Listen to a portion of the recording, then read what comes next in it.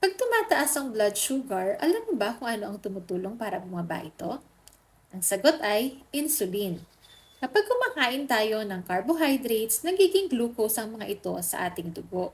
Kailangan itong makapasok sa ating mga cells para magamit bilang enerhiya. At dito pumapasok ang insulin. Ang insulin ay isang hormone na ginagawa ng ating pancreas. Isipin mo na lang na ang ating mga cells ay parang mga bahay. Ang glucose ang bisita. At ang insulin ang susi na nagbubukas ng pinto para makapasok ang glucose. Kapag maayos ang trabaho ng insulin, nakakapasok ang glucose sa ating mga cells at nagagamit ito bilang enerhiya. Kaya hindi nananatiling mataas ang blood sugar natin.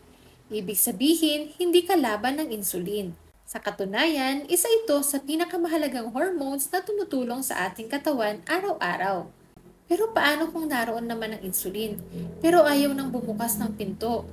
Ayan ang tinatawag na insulin resistance. At iyan ang pag-uusapan natin sa susunod na episode.